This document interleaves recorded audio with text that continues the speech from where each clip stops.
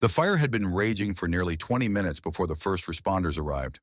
Flames tore through the two-story home on Bayou Ridge Drive in Lafayette, Louisiana, painting the night sky in shades of orange and black.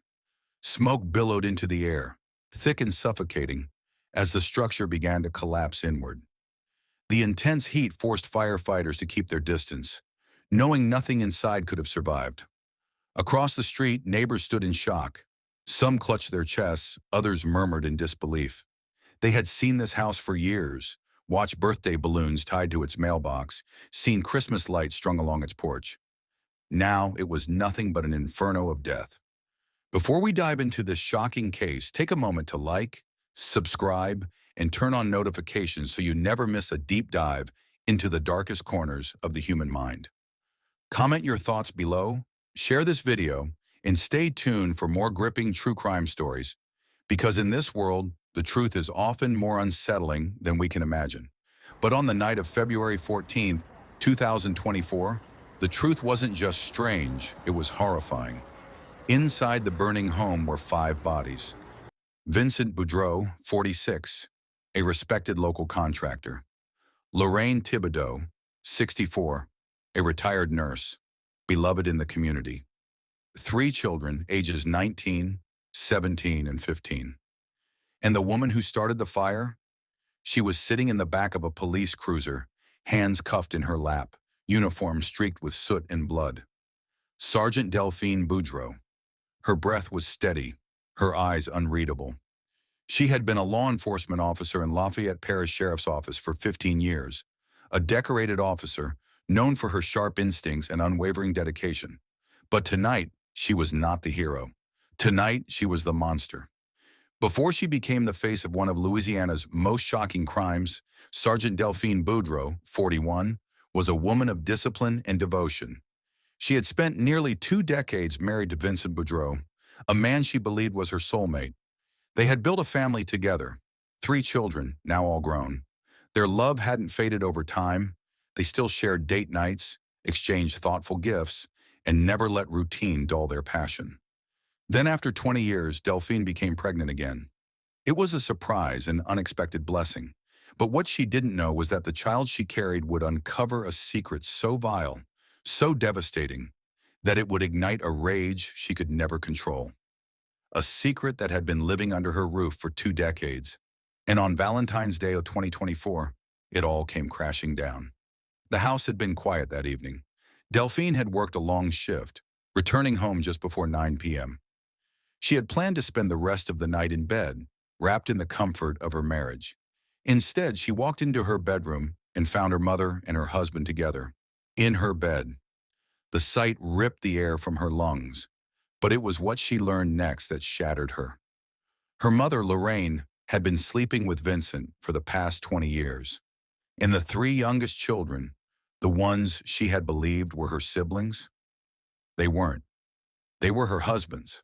Delphine hadn't trusted her mother's words. She had refused to believe it. But when she took her 3 youngest siblings for a DNA test, the truth was undeniable. Every single one of them was fathered by her husband. Her husband had secretly raised his own children under the disguise of being their brother-in-law, and her mother had allowed it to happen. Her father had just died on New Year's Eve. He had spent his last moments believing a lie. The rage that built inside Delphine wasn't just anger. It was something far more consuming. And on that night, she didn't just snap, she set everything on fire. At 11:15 p.m., just minutes before the fire started, Delphine made one last phone call.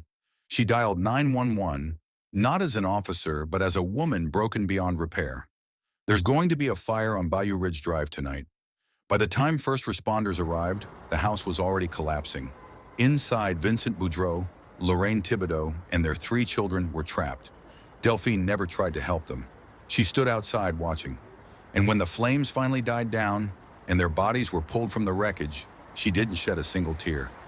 As officers pulled Delphine from the scene, she didn't resist. She didn't plead. Her eyes remained fixed on the smoldering wreckage, expression unreadable. The flames had died, but the devastation remained.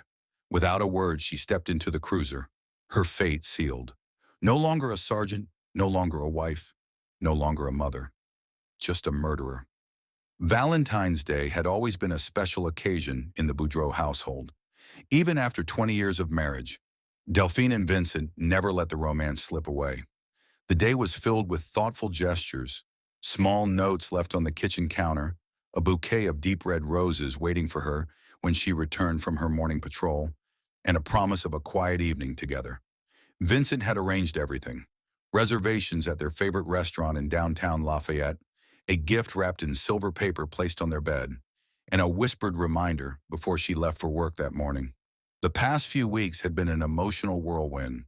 An unexpected pregnancy at 41 had been the last thing Delphine anticipated, but Vincent had reassured her every step of the way. He had embraced the news, reminding her that they had done this before, raising 3 children together. This felt like a second chance, a new beginning neither of them had expected. When her shift ended earlier than planned, she decided against calling him. She wanted to surprise him, to catch him in the act of setting up their romantic evening, to remind herself of all the reasons she still loved him after 2 decades. But the moment she stepped through the door, something felt off. The house was too quiet. No soft music playing, no clinking of dishes or glasses. There was only stillness, thick and unnatural. The scent of Vincent's cologne lingered in the air, but another smell intertwined with it, something warm and unfamiliar. Moving through the house, she expected to find him dressing for dinner, straightening his tie in the mirror, perhaps smiling at the thought of seeing her walk in. Instead, the bedroom door stood slightly ajar, a warm glow seeping into the dimly lit hallway. Inside, the reality she had never prepared for unfolded before her eyes. Her husband was not alone. The woman beside him, draped in the sheets of their bed, was not a stranger. There, lying tangled with Vincent, was Lorraine Thibodeau, her mother. The scene burned into her vision, freezing her in place. Every muscle in her body locked, every breath struggled through the tightness in her chest.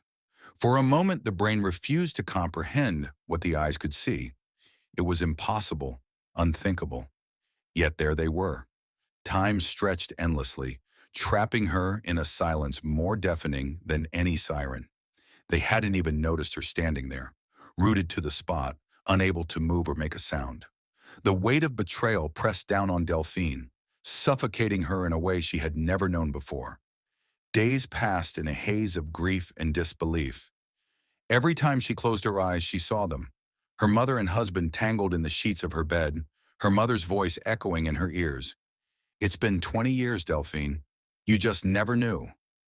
But what haunted her even more was the unspoken question that clawed at her sanity. If it had been 20 years, what did that mean for her youngest siblings? Her father had passed away only weeks ago, taking any chance for immediate answers with him. Now she had to face a terrifying possibility on her own. She had been avoiding them since that night, the 3 youngest children she had always called her siblings. Every time she looked at them, doubt gnawed at her, twisting her stomach into knots. Had she been blind? Were the signs always there? The thought made her skin crawl. She knew she couldn't live in uncertainty. She needed proof. A week after the discovery, she made the decision. It wasn't easy convincing her mother's children to come with her. They were teenagers, used to rolling their eyes at authority, dismissing her concern as overprotectiveness. But Delphine had spent years as a cop. She knew how to keep her emotions hidden, how to mask desperation with a smile. And so one afternoon, under the guise of a routine checkup, she took them to a clinic in Baton Rouge, far from anyone who might recognize her or the scandal she was desperate to keep contained. The test was simple, a cheek swab, nothing more. The children didn't question it. They trusted her. Why wouldn't they? To them, she was their older sister, someone who had always looked out for them. But she wasn't just testing them. That would prove nothing on its own. She needed something to compare their DNA to. And so, days before she even stepped foot in the clinic, she had done something she never imagined she would do. She stole from her husband a razor in the bathroom, a used toothbrush resting by the sink. It had been easier than she thought to slip them into a plastic bag, seal them away, and send them off with the samples she had taken from the children. At the clinic, the sterile scent of antiseptic clung to the air, the bright fluorescent lights making everything feel too sharp, too exposed. She filled out the paperwork with a steady hand, but inside her pulse pounded relentlessly. The nurse swabbed the inside of their cheeks, her movements routine, unaware of the storm raging inside Delphine's mind. And then there was nothing left to do but wait. The following days were unbearable. Every moment stretched endlessly, the anticipation gnawing at her like a disease. She went to work, did her rounds, kept her routine, but inside she was unraveling. Sleep became a stranger, her mind replaying every interaction she had ever had with her so-called siblings, searching for the truth in their faces. Did they resemble Vincent more than she had ever noticed? Had her mother's betrayal been right in front of her all along? When the call finally came, her hands trembled as she answered. The voice on the other end was calm, professional, but the words sliced through her like a blade. The results are in, Ms. Boudreau. All three children share a biological father, and it's not your late father. Her breath hitched. The walls of the precinct office seemed to close in around her. She forced herself to ask, even though she already knew the answer. And who is their father? There was a pause. Then the confirmation shattered whatever fragile hope she had clung to. Vincent Boudreau. The phone nearly slipped from her grasp. A deafening silence filled her ears. She had suspected it, feared it, but hearing it spoken aloud made it real in a way she wasn't prepared for. Her husband, the man she had shared her life with, the father of her children, and now the father of her mother's children as well. A sickening wave of nausea rolled over her. Her vision blurred at the edges. The betrayal had already felt unbearable. But this was monstrous. Her mother hadn't just taken her husband. She had built an entire second family with him, under her nose, for decades. And Delphine? She had been the fool. The blind, trusting fool who had loved Vincent without question, who had never once suspected the nightmare unfolding right in front of her. She hung up without another word. The rage she had tried so hard to suppress burned hotter than ever, turning her blood to fire. This wasn't just a betrayal. It was something deeper, something twisted and unforgivable. She had spent her entire life upholding the law, but right now the law meant nothing to her. There was only one thought echoing in her mind. They had to pay. The days that followed blurred together. She went through the motions at work, but everything felt disconnected, as though she were watching herself from the outside. The world moved around her, yet she felt frozen in place, trapped in the moment she had discovered the truth. The people she interacted with, her fellow officers, the victims she was meant to protect, all faded into the background. Their voices became distant hums, their problems insignificant in comparison to the storm raging inside her. She barely spoke to anyone. When she did, it was clipped, mechanical. Her colleagues noticed. They threw glances her way, muttered among themselves when they thought she wasn't listening. But no one dared to ask what was wrong. Maybe they assumed it was work stress.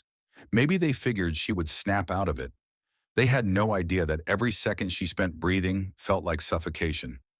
At home, she avoided Vincent. He had tried at first to speak to her, but she had shut him down with a single look. Whatever excuse he had, whatever desperate justification he could come up with, she didn't want to hear it. She couldn't, because if she did, she might kill him where he stood. But Vincent's guilt, if he even felt any, was shallow. In the days that passed, he didn't grovel or beg for forgiveness. He carried on, almost normally, as though Delphine's silent fury was an inconvenience, rather than the prelude to something catastrophic. He still came home late, still took long showers, still checked his phone with the wariness of a man who had more to hide.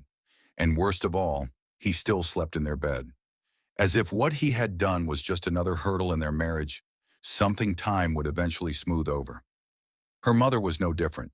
If there was shame in her, she didn't wear it openly.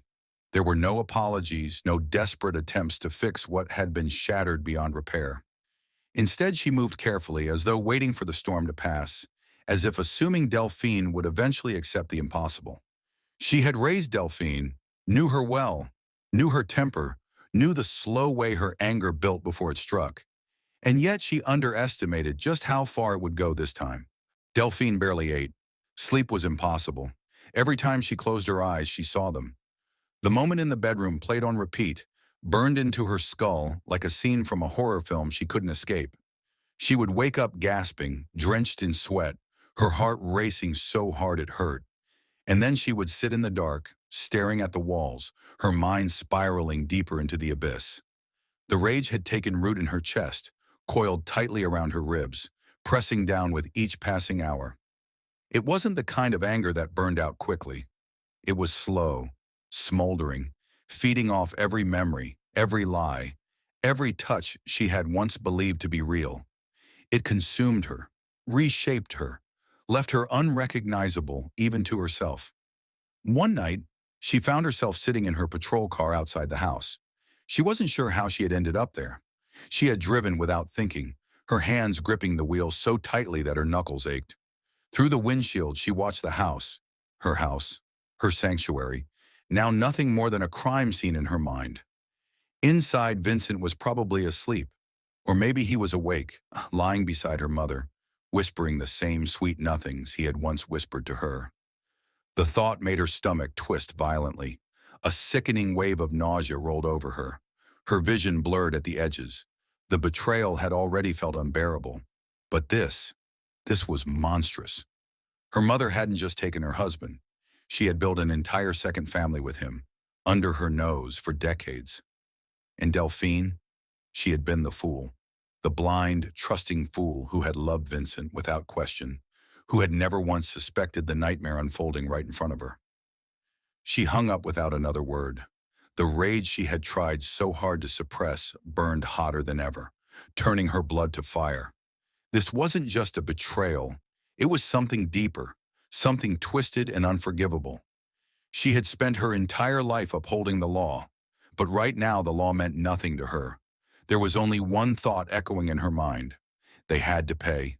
The plan came together in pieces, each fragment forming a larger picture of inevitable destruction. She had spent weeks watching them, noting their routines, their vulnerabilities. Vincent and her mother seemed unaffected, continuing on as though nothing had happened. Her mother still played the role of the doting matriarch, pretending there was no tension, no fractured trust, no betrayal lurking beneath the surface. Vincent carried on with forced normalcy, as if his sins could be erased by simply ignoring them. They had no idea she was watching, calculating. She chose the night carefully. It had to be perfect. No witnesses, no loose ends, no chance of failure. Dinner was a family affair, as her mother insisted. It was a forced gathering, thick with underlying tension. Delphine played her part, masking her disgust with forced smiles and quiet compliance. She had cooked that night, preparing their favorite dishes. But what they didn't know, what they could never suspect, was that she had laced their meals with a powerful sedative. She waited, watched. One by one, they grew sluggish. Heavy blinks, slurred words.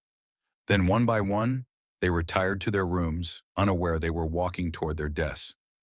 When the house fell silent, she moved. She secured the exits. Windows locked, front and back doors blocked. A chair jammed under the handle of her mother's bedroom door. Vincent's wrists bound loosely with zip ties as he lay unconscious. Her siblings, too young to understand any of this, sleeping soundly in their rooms. Then, the fire.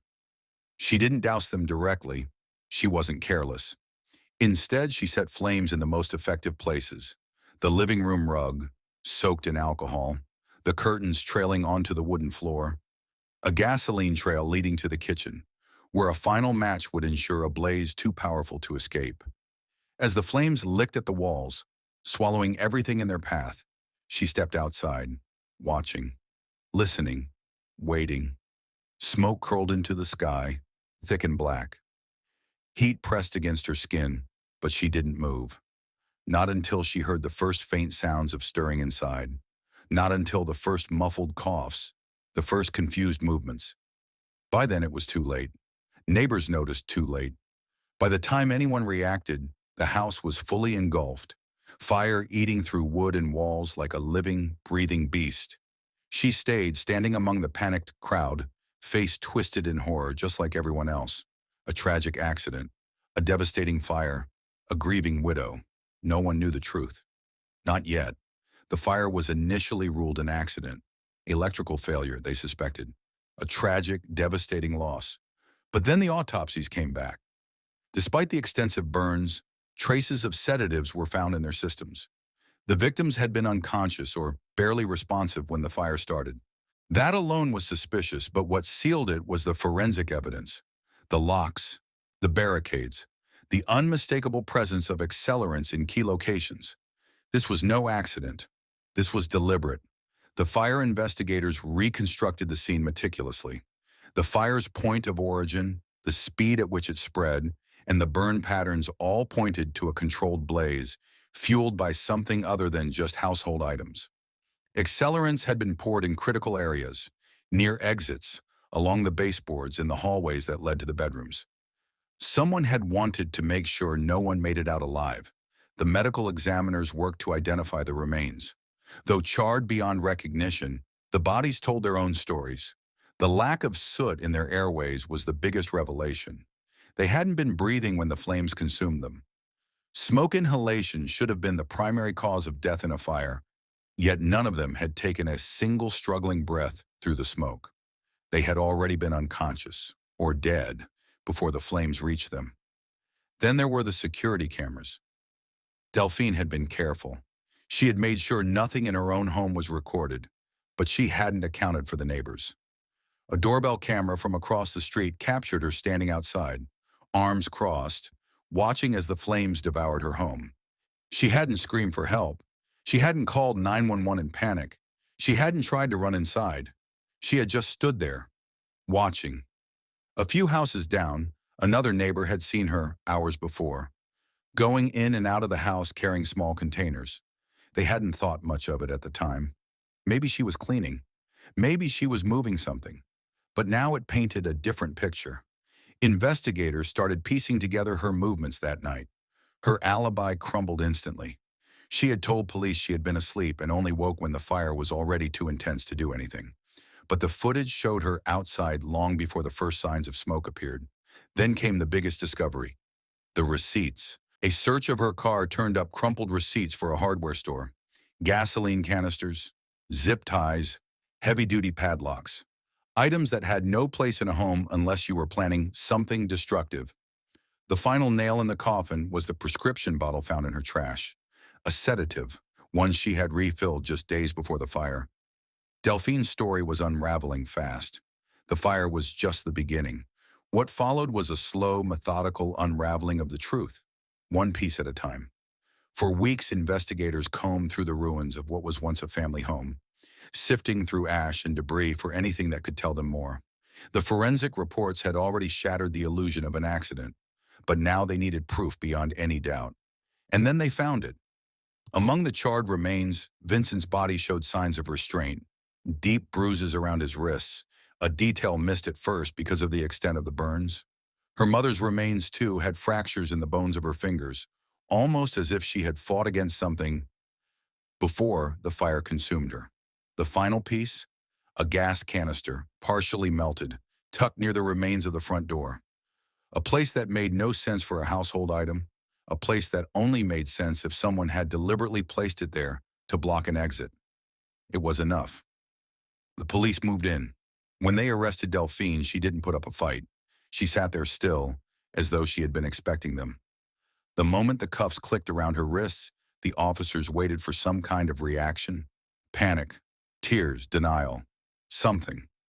But instead, she let out a slow exhale, almost as if she were relieved. The ride to the station was silent. By the time she arrived for questioning, the media had already swarmed the precinct. The story had broken. Reporters shoved microphones toward any officer who walked by, desperate for a comment. Inside the interrogation room, she sat motionless, hands clasped in front of her stomach a slight swell beneath the prison-issued clothing. "Do you understand the charges against you?" She nodded. "Do you want a lawyer?" Another nod. But not once did she say she was innocent. Not once did she ask why she was there. Because she knew. She had always known this moment was coming. By the time the trial began, Delphine's name was everywhere. News anchors debated her motives. Social media erupted into heated discussions, with some calling her the most cold-blooded murderer of the decade, while others insisted she had suffered a psychological break. Some saw a monster, others saw a woman pushed too far. But inside the courtroom, there was no debate, only facts. The prosecution was merciless. They presented the evidence like a story unraveling in real time. The sedatives in the victim's systems, the strategic placement of accelerants, the locked doors, the surveillance footage from a gas station showing her purchasing multiple cans of gasoline just days before the fire. They replayed the 911 calls from neighbors who had seen her standing outside the burning house, just watching. The jury stole glances at Delphine, but she remained still, unfazed. The defense had an impossible task. They tried to argue that she had been under extreme emotional distress, that the betrayal had sent her into a downward spiral. They brought in psychologists to talk about trauma, pregnancy hormones, and her career as a police officer, which had conditioned her to suppress emotions. But Delphine didn't help them. She never cried, never pleaded. She sat there listening, her expression unreadable. Even when her unborn child was mentioned, when the prosecution coldly stated that she had killed her own baby along with the others, she didn't flinch. The jury noticed. The judge noticed. Everyone noticed. And when the time came for her to speak, she stood, looked at the packed courtroom, and simply said, "I did what had to be done." The silence that followed was suffocating. The case ignited a media storm. True crime documentaries were already being pitched before the verdict was even in. Psychologists went on national television, analyzing her lack of remorse. Protesters gathered outside the courthouse, some demanding the death penalty, others calling for reform in how the justice system handles psychological breaks. People debated whether she was truly evil or just broken. Her former colleagues from the police force were interviewed. Some were stunned, unable to reconcile the officer they had worked with and the woman now on trial for murder. She knew the law better than anyone. "I don't know how she could do this." The most gut-wrenching interviews, however, came from the family members left behind. The aunts, uncles, cousins who had lost not one, but 5 loved ones in a single night. She didn't just kill them, she burned them alive. How do you even process that? The trial became a spectacle. People wanted justice. The jury deliberated for less than 2 hours. When they returned, the entire courtroom held its breath. Guilty on all counts: first-degree murder, arson, multiple counts of aggravated homicide. Then came the sentencing phase. The prosecution pushed for the death penalty, arguing that Delphine had planned the murders with cold precision. There was no remorse, no insanity plea that could justify what she had done. She had watched them die. The defense fought for life in prison, citing her pregnancy, her emotional distress, her past as a decorated officer. But in the end, the judge's voice cut through the noise. "For the brutal and calculated murders of your husband, your mother, and your 3 siblings, this court sentences you to death by lethal injection. However, per legal precedent, your execution will be postponed until after you give birth." Delphine didn't flinch. No tears, no outburst. She just nodded, as if she had expected it all along. The town of Belterre would never be the same. A place where people once left their doors unlocked and trusted their neighbors had been shaken to its core. The fire had stolen 5 lives, but the real devastation came with the truth. The realization that one of their own, a woman sworn to uphold the law, had orchestrated the massacre. The police department struggled under the weight of the scandal. Officers who had once called Delphine a friend now questioned everything. How had they missed the signs? How had they worked alongside a woman capable of such brutality? The department faced public scrutiny, with some demanding resignations, internal reviews, and stricter psychological evaluations for officers. The community mourned, not just for Vincent, his mother-in-law, and the 3 young lives lost in the flames, but for the trust that had been broken. Families whispered about the case for years, parents using it as a cautionary tale, neighbors locking their doors a little tighter at night. Psychologists dissected Delphine's crime, debating whether it had been preventable. Had there been warnings? Could someone have intervened before she reached her breaking point? Some saw her as a woman driven mad by betrayal, while others argued that she had always harbored a darkness within her. But in the end, none of it changed what had happened. 5 people were dead. A child would be born behind prison walls, never knowing the woman who carried them. And Delphine, despite the sentence looming over her, remained unmoved. No apologies, no remorse, just the lingering echo of her final word. No. What do y'all think? Was this the act of a woman pushed beyond her limits? Or was this cold-blooded murder, plain and simple? Should her sentence have been different? Let's hear you talk below.